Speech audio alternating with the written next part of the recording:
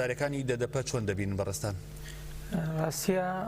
ئەو شارەداریانە کە هەڵبژێردراوی خەڵکن یعنی نوێنەرایەتی خەڵک دەکەن بۆ بەڕێوەبردننی ئەو ناوچانە. ئەمڕۆ لە دنیا سەنگێکی ینی مەحەکدارە بۆ ئەوەی وەکو پێوەری دیموکراسی سێریوە دەکرێت کە خەڵکی هەر ناوچەیەک چۆن خۆی بەڕێوە دەبا. ئەوەی ئێستا عەقڵی ئینسان پێگەیشتیە ئەوەیە کە کۆنسەی هەڵبژێردراو هەبی لە شێوەی ئەنجومەن کە لە باکووری کوردستان پێی دەڵێن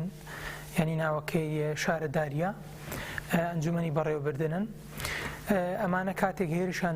دەکرێتە سەر کاتێک دادەخرێن بەو مانایەیە کە ئەو دەسەڵاتی لەوێ هەیە کە ئێستا ئەکەپە نوێنەرایەتی دەکا مانای وایە بڕوای بە پرانسیپەکانی دیموکراسی نییە بۆی ئەو ئەنجومەنانە دادەخا.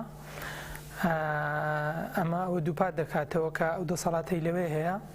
هەموو خاڵەکانی بە دیکتاتۆربوونی تێتا دێتە دی چکە ئێمە هیچ بەدیلێک یان هیچ ئەلتەرناتیڤێکمان نییە تۆ ئەو شارەداریانە دادەخەی خەڵک لەوێ چۆن خۆی بەڕێوە بە. باشە بەڕێز دەهام تۆ یاساناسیت لە ڕووی یاساییەوە ئایا تەنها پێشێلکاریەکانی یاسایی ناوخۆی تورکیان یاخود پێشێلکاری یاسایی نێودەوڵەتیەکانیشەوە؟ ڕاستیە ئەو ئەنجومەنانە لە ناو تورکیا بە یاسای تورکی ڕێکخراون یعنی ئەوەی کە مەسەن لە پەرلەمانی تورکیا بڕیاری لەسەر درایە لەوێ و مەسەلەن بڕیار لەسەر ئەوە دەدرێت کە هەر شارێک ئەنجومەنێکی بۆ دروست بکرێ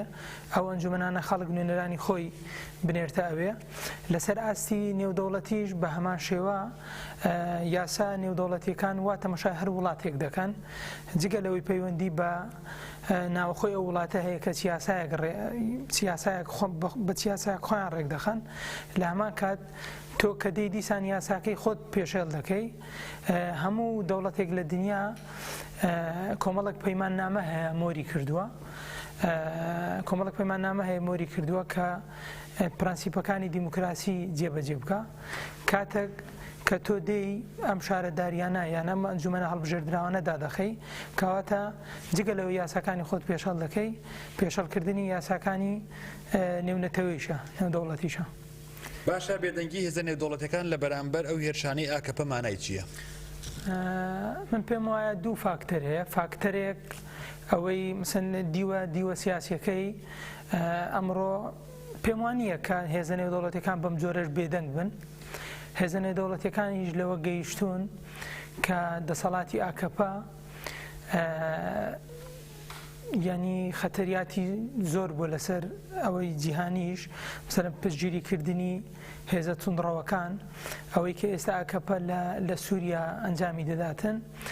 ڕەنگە هێزە نێودەوڵەتیەکان بیانە ئەلتەرناتیڤێک بۆ ئاکەپە دروست بکەن بەڵام تا ئێستا ینی ئاکەپە ئەو پێگەی خۆی لە دەست نەداوە مانای وانییە کە ئاکەپە هێزێکی دیموکراسیە یان هێزێکی بەهێزە لە تورکیا. پێم وایە هێزە نێودەوڵەتیەکان ئیشی لەسەر دەکەن بەڵام خۆ دەزانی ئەمڕۆ ینی هێزە نێودەوڵەتیەکانیش لە هەندێک دام و دەستگا مەسەلەن لە نەتەوە یەکگرتووەکان یەکێتی ئەوروپا تۆگە سیر بکە یەکێتی ئەوروپا بەرامبەر بە دیکتاتۆریەتی تورکیا و فاشیزمی تورکی بێدەنگ نەبووە مەسەن ناڵن ببێ بە ئەندام کە هەتا هەندێک پێوەەر هەیە لە ناو خۆی جێبەجێی نەکە کامە دیسان پەیوەندی بەوەیە کە دیموکراسی لە تورکیا وەکو پێویست نییە و خەلەلی گەورەی هەیە. ئەردۆگان ئێستا هەموو مەرجێکی بە دیکتاتۆربوونی تێدا هاتۆتە دی پرانسیپەکانی دیموکراسی جێبەجێت ناکە. بەپێی دوایین ئامار تورکیا 151مین وڵاتە لە ڕووی پێشەڵکردنی ئازادی ڕادەربڕین. من پێم وانییە هێزە نێودەوڵەتیەکان ئەوەندە بێدەنگ بووبن ڕەگە پەیوەندی بە بەرژەوەندی وڵاتانی ژۆ بیچکە. باشە بەڕێز دەهام ئەبێت گەلی کورد بەگشتی لە هەر چوار بەشی کوردستان دەبێت چی بکات تاکو ڕێگیری لەو هێرشانەی ئاکەپە بکات؟ من پێم وایە وەکو یاساییەک ئێمەوە باشە بۆ ئەوەی ڕووی جوانی خۆمان بە دنیای دەرەوە نیشان بدەین چکە ئەمڕۆ مەسەلەن دەوڵەت چەمکێکی چەمکێکی مۆدرنیتەیە ئێمە هیچ بەدیلێکی ترمان نییە جگە لە دەوڵەت ئێمە بۆ ئەوەی وەکو نەتەوە نیشانی بدەین کە شایانی خۆبەڕێوەبردنین و نیشانی بدەین کە لەلایەن ئەو وڵاتانی کە دابەش کراوین بەسەریان مافمان پێشەڵ دەکرێت ئێمەوە باشە باوەڕمان بە کار بکەین بۆ ئەوەی چەمکەکانی دیموکراسی جێبەجێ بکەین لە هەڵبژاردنەکان بەشداری بکەین ئەو شارەداریانەی کە ئێستا داخرایە دەبێت سوورمان بکە بۆ ئەوەی کە بیکەینەوە دەبێت سوورمان بکە بۆ ئەوەی کە زیاتر خەبات بکەین و ئێمە بەڕەتفعلی یان بەکاردانەوەی هێزە داگیرکەرەکان لەوانە تورکیا ئیش نەکەین کە هەڵسوکەوتی نەشیاو بکەین کە بە جۆرێک وامان لێ بکە لە بەرامبەر دنیای دەرەوە لە دنیای دەرەوە خۆمان ناشرین بکەین پرەنسیپەکانی دیموکراسی و چاکە ئێمە پێشەڵی نەکەین و سوور بین لەسەر خەباتی خۆمان ینی بەگشتی جەنابتان مەقسەدتان ئەوەیە پشتیوانیەکانی هەر چواربەشی کوردستان لە ئێسادا بۆ باکووری کوردستان دەبێتە هۆی سەرکەوتنی بۆ گەلی کورد چونکە لە ئێستادا هێرشەکانی ئاکەپە تەنیا باکووری کوردستانی نەگرتوێتەوە وەک دەبیندێ لەشکرکێشی بە ناوی ئۆپراسیۆنی مووسڵەوە هەم لە باشووری کوردستان هەمیش داگیرکاریەکی برفراوانی لە سووریا ئەنجام داوە تەنیا ئامانجیشی ئەوەیە کە لە مەسڵاحەتی گەلی کورد و لە بەرژەوەندەکانی گەلی کورد بدە ئایا بۆچی تاکو ئێستا هێزێکی کوردی نەبووە دژ بەو داگیرکاریانە بە تایبەت لە باشووری کوردستان کە ئاکەپە لەشکرکێشی کردو دەربکەوێت هەواڵە من ئەلێرە تاڕادەک لەگەڵ بۆچوونەکەتم بەڵام لەگەڵ بەشێکی بۆچوونەکەت نیمە لە باشووری کوردستان هەموو هێزەکان بە سیاسەتی ئاکەپە رازی نین یعنی هێزە چەپ و دیموکراسی خوازەکانی باشووری کوردستان دژی ئەو لەشکرکێشیان ئەوانە ڕۆڵیان بینیە لە پەرلەمانی عێراق هەندێکی لە هێزە کوردیەکان دژی هاتنی ئەو لەشکرکێشیان زایدەن ئێمە شتێکی ترێ هێزەکەیە لە باشووری کوردستان کە پشتگیری ئەکەپە دەکا ئەو هێزە بە هەمان شێوەی ئەکەپە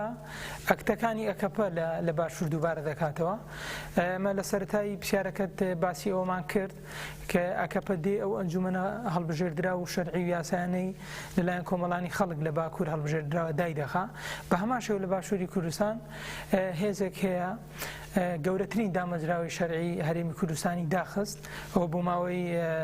ساڵێک و پتر دەڕوە چۆن کاتی خۆی لە باکووری کوردستان جەزیرە چی پێ دەڵێن ینی جەزیرە سنوورەکانی جەزیرە داخرا و بەڕێز دەمیرتاش بە پێچ و سنوورەکانی بەزان بە هەمان شێوە لە باشووری کوردستان ڕێگری لە سەرۆشی پەرلەمان کرا لە بازگەی سنووری نێوان بەداخەوە زۆنی سەوز و زۆنی زەرد ئەمە ئەومان پێ دەڵێ ئەو هێزەی کە لە باشووری کوردستان پشتگیری ئۆردوگان دەکا پشتگیری ئاکەپە دەکا هەمان فاکتەر و هەمان وەسایلەکانی ئۆردوگان جێبەجێ دەکات لە داخستنی ئەنجومەنە هەڵبژێردراوەکان بەڵام لە هەمان شێوە هێزگەلێکی تر هەن کە هەموو خەڵک دەزانی ئەو هێزانە چین ئەوانە پشتگیری لە خەباتی گەلی کورد دەکەن لە باکوور و ڕۆژاوای کوردستان باشە بەڕێز دەمها سمکۆ یاساناس و نووسەر زۆر سوپاس بۆ ئامادەبوون